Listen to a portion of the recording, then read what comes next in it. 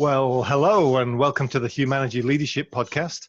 I'm David Wheatley and we're here to talk all things leadership.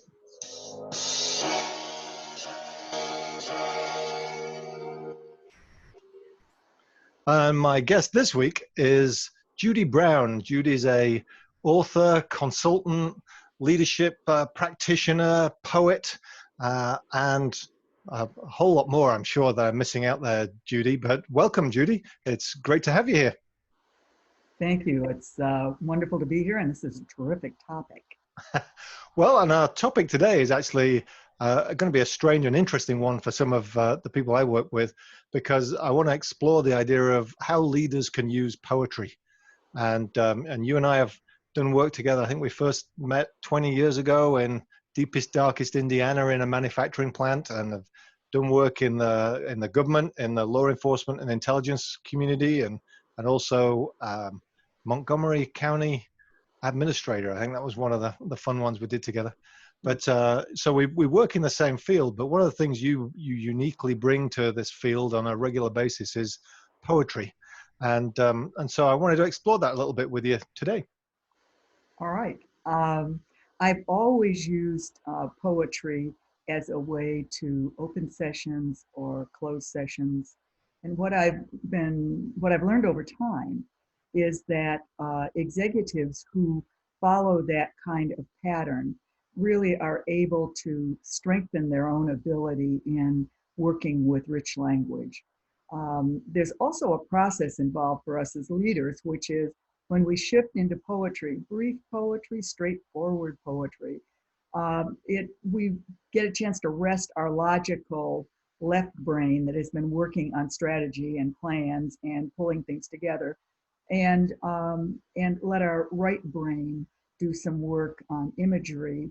There's a kind of relaxation in that, and in many cases, we may see things we didn't see before because of the image of a particular poem. I think sometimes it seems startling to executives to think about poetry, but I've learned a good deal over the years, actually from the executives. When I got ready to do my book, A Leader's Guide to Reflective Practice, a colleague from Ford called me up. He said, "I understand you're doing a leadership book." I said, "Yes, I am." He said, "I hope you're putting that poem in called Trust Equals Speed." I said, "I'm not putting poetry in the book. It's difficult enough to make things clear without confusing people with poetry." He said, "You did a lot of really good work in the plants with us." He said, "However, the best thing you ever did was that poem you wrote us called Trust Equals Speed. Put it in the book." And he slammed the receiver down on me. And that is how the leadership book, that is really a set of recipes about leadership, also has poetry in it. Well, that's one of the things I was going to flag today and hawk for you, that A Leader's Guide to Reflective Practice is one of those books that I routinely recommend to leaders. I normally have 5 that I recommend, and that's one of them. And one of the reasons is it is different. And some of my clients will recognize things such as the Rule of 6, which is in there, and Cone in a Box, which is in there, which for those that don't know, you're going to be intrigued now to find out. But then it's also got poetry in, and it's not unusual for somebody to come and say, "Are you sure this is the book you wanted me to get?" And have, "Yes, why?" "Well, it's got poems in it." And then a few weeks later, I'll find that they opened it up one day when they were having an issue, read a poem, and that poem spoke to them about the issue that they were dealing with. So that combination is kind of unique. Yes, and it's surprising how often people begin to settle into that. It's also surprising the people you wouldn't expect as leaders to become quite gifted at using poetry in their own practice as leaders. I have a favorite executive of mine in the field of support for elders. And he's the last person, by looking at him, you would expect to be interested in poetry. He has all kinds of tattoos. He has a strong military background. He's been an EMT. He's a no-nonsense guy. And one day he came up after I read a poem in a session we were in. He said, "You know, when I open my staff meetings," he said, "I always open it with a poem, and I read the poem, and then I allow for some silence afterwards. And he said, I notice you read the poem and you just go right on to the business. Why do you do that way? I said, I'm a little shy about the poetry. It was clear he was not. He was absolutely comfortable starting things at a staff meeting with a poem and letting a bit of silence rest after the poem. And that actually is one of the things that I think comes from working with poetry for executives who do it, is a greater comfort with silence and with asking a question and listening, and not being thrown by people taking a moment to think. Right. So the poem and then a pause, and it gives you a chance to reflect on what you've really just heard. And that space is something that I think leaders all too often skip out. And I'm lobbing you a nice gentle ball, and you know where I'm going with this now, don't you? That there's I wonder if there's a poem that particularly would call to you that you could start us off with. Well, what I'd want to do is read a poem called Fire, which is actually about space. People make sense of it in a whole variety of ways, but it's actually a poem about how to build a fire. And I grew up in northwestern Michigan, and we had a wood burning furnace and a wood burning fireplace. So how to build a fire was really important. This is the poem, Fire. What makes a fire burn is space between the logs, a breathing space. Too much of a good thing, too many logs packed in too tight can douse the flames almost as surely as a pail of water would. So building fires requires attention to the spaces in between as much as to the wood. When we are able to build open spaces in the same way we have learned to pile on the logs, then we can come to see how it is fuel and absence of the fuel together that make fire possible. We only need to lay a log lightly from time to time. A fire grows simply because the space is there, with openings in which the flame that knows just how it wants to burn can find its way. A recipe for fire. Well, it's a recipe for leadership in a lot of ways, isn't it? I don't know how many times I've had a conversation with a leader about stopping and not diving in with the answer or the solution, but just pause, leave the space, and then, if anything, ask a question. Yes. Don't jump into it, and that's about creating the space for the other people to jump into and to critically think. And so I always, that's one of my favorites in that book, as you know. So Well, and I think sometimes we don't think about balancing the logs and the spaces. I had an executive who watched me build a fire one time, and I was done with it. He said, "You built that fire just exactly like the poem said." I said, "Of course, the poem's a recipe for building a fire." He said, "But you've got a rack over here that has logs on it." He said, "You need another rack on the other side for spaces." And I thought it just nailed me. I thought that he's absolutely right. When I take a piece of work or part of a meeting or make an observation and lay it on and it's a log, I need to reach over and reach for one of the spaces and put it on the fire next. right. So balancing is something I think the poem teaches us. And all too often, leaders don't schedule that space. They go from meeting to meeting, from activity to activity, and don't actually schedule time, what I call staring out the window time, Yes. which Yeah. is where we create the space to think. And I love that what you said at the beginning, that not only think, but what you do is open up both sides of the brain to that thinking, Right. rather than just the side that naturally falls. Right. We've got a whole brain. There's really a good reason to use it. And poetry leads us into that kind of space. So some of the folks may be listening to this thinking, okay, so Wheatley's eventually gone mad, and we don't know where it's coming from. But I think that one of the things that I would ask is how, when somebody's listened to this and heard fire, for example, and thought about that and the spaces, apart from buying your book, how do people get introduced to using poetry as part of their leadership tool bag? Well, I would imagine you can do what people do so often, which is just Google poetry posts. And you can also look for books by Garrison Keillor, the Minnesotan, himself a poet, of really good, straightforward poetry, collections of poetry. But I'm a great believer in begin to keep your eyes open. for a poem or a phrase or a quote that catches your eye and collect those. The important thing is that you begin to notice what catches your attention and what you're attuned to. And because when you share that then with people, particularly people you're leading, you're saying something really important about who you are because it caught your eye. You care about it enough to share with them. There's a kind of self disclosure, vulnerability in that. Vulnerability is an odd word for it. I just say transparency, giving people a much better sense of who we are. So the poetry is like an additional, almost an additional radio signal that you can give people that gives them a much stronger idea of who you are and a much stronger idea of what you're about. And it gives them a chance to breathe. And I think that the word you used there initially, vulnerability, I think that resonates because, again, all too often leaders have the confidence but don't express the vulnerability, which goes in parallel with the confidence. And when we manage those two together, that's good. And so if it does show somebody a little bit more about who they are, peels back a layer of the onion, it provides an insight for followers to better understand and therefore better connect with leaders.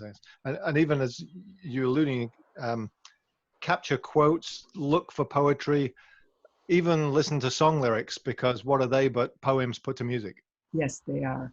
And in all of that, when we share that we're touched by those, there's a kind of transparency, a much greater sense of who we are. And there is greater clarity in the messages that we're sending. I mean, I look back on it and wonder, why would I think it natural? I mean, if you think about it, David, here we have on this podcast together, one, I hope I'm not blowing your cover, former British police officer, and one former chief financial officer of the largest business school in the nation at that point. And we are talking about leadership and poetry. Mm-hmm. So if we can do that, executives need to be fairly comfortable with at least dabbling in this sort of thing. So at least give it a go. Yeah, so let's give it a go. I mean, I grew up, I realize now, with a strong sense of this being possible. My dad was a county agricultural agent. We had a book of poetry in the house by a man by the name of Clint Ballard.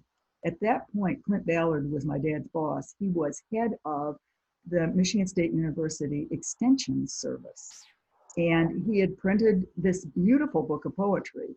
And so to me, it's always been natural that an executive would have both an interest in poetry and would even write poetry, which has been one of the odd lessons for me, the surprises when I work with executives. I mean, initially, I provide little notebooks and they have a little bit of poetry. And initially people will turn a page and say, wow, that little bit of poetry was really helpful. And then they'll turn a page. I remember a young engineer doing this and saying, I wrote something I didn't even realize I knew. And then before long, I have particularly engineering executives coming up to me and saying, here, I wrote a poem. Don't tell anybody, just put it in your pocket. And so I would end up with pockets full of really good poetry written by executives who were pretty shy, but clearly were also pretty good poets. I would actually make a case for the fact that I think most of us, if we would listen to ourselves and take some space, have a potential to write some beautiful lines ourselves if we just pay attention to what's going on in our head. And so, which again is kind of create the space to pay attention. Yes, yeah, in our own lives, because otherwise we're just going to live by bullet points. I mean, that's all that's going to happen. And particularly when things are tough, which they often are in organizations, their poetry can give people a kind of sense of writing out the difficulties. And there's actually a poem I wrote about that, David, I'm going to dive into called, let's see if I can get a copy here, Trough. And it comes from the experience of growing up near Lake Michigan and realizing how formidable those waves are.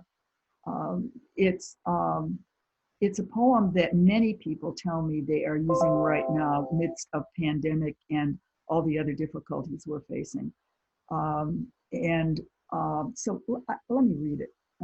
I think it's worth a listen. Go ahead. Trough. There's a trough in waves, a low spot where horizon disappears and only sky and water are our company. And there we lose our way unless we rest, knowing the wave will bring us to its crest again. There we may drown if we let fear hold us within its grip and shake us side to side and leave us flailing, torn, disoriented. But if we rest there in the trough, are silent, being with the low part of the wave, keeping our energy and noticing the shape of things, the flow, then time alone will bring us to another place where we can see horizon, see the land again, regain our sense of where we are and where we need to swim. I was purposely trying to leave the pause there as well. See, I was going to just jump in. I Yeah. really have to be trained. I was trying my best. I've learned from the best here. I'm trying to leave that pause. Thank you. I appreciate you sharing. And so both of those, I believe, are in A Leader's Guide to Reflective Practice. Yes, they are. And so that's definitely one resource that people can tap into. You mentioned Garrison Keillor as well. Yes.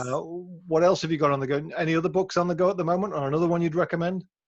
Well, I have another one of mine I'd recommend only because there's a poem in it that seems so apt for the things we're facing right now. And it's my book, The Art and Spirit of Leadership.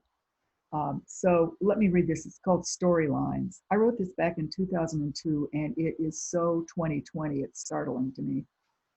Sometime back, the storyline we had in mind disappeared into some brambled place, and we were left beset by our anxieties about where the path had gone, wandering with our feet as still we edged along into foreign terrain that has an odd appeal, as it turns out. Unexpected joys created out of mutual confusions, and grieving shared and hidden, creeping out of what never came to be that we had counted on. Strange stories that we used to guide us, myths that promised trails we never found, and improvised stories that grow out of the gifts and tragedies of a life we never had expected. So something to give us a bit of comfort when it seems as if everything is up for grabs, says she, quarantined in her wonderful home just off a creek where she can kayak, otherwise isn't going anywhere. So, storylines that just disappeared into a brambled place. This is a brambled place in many ways. It sounds like my backyard, but we'll leave that one alone. The brambled place. There's work to be done. So I appreciate it. I mean, what I'm hearing there is what we're talking about is how leaders can use poetry. The why we're talking about it is because it can expand your thinking and change the language that you use and bring in a broader sense of things to it. And then how we go about doing that. There's all sorts of resources, and whether it's you pick up your favorite song lyric that you pick up on the radio on the way to work, or you pick up your book, A Leader's Guide to Reflective Practice, and take a look at some of those, or the art and Spirit of leadership. Art and Spirit. I knew that. Art and Spirit of Leadership. That's on the other shelf. But Judy Brown, thank you very much for joining us and sharing some of your poetry with us. And I hope it inspires a couple of people to go out and play with it and give it a shot. So do I. Thanks for the invitation. Well, thank you. And I just want to, again, thank Judy Brown. This is the Humanergy Leadership Podcast, and I'm David Wheatley. I'd like to thank Brian, Spencer, and Finkel for our theme music at the beginning.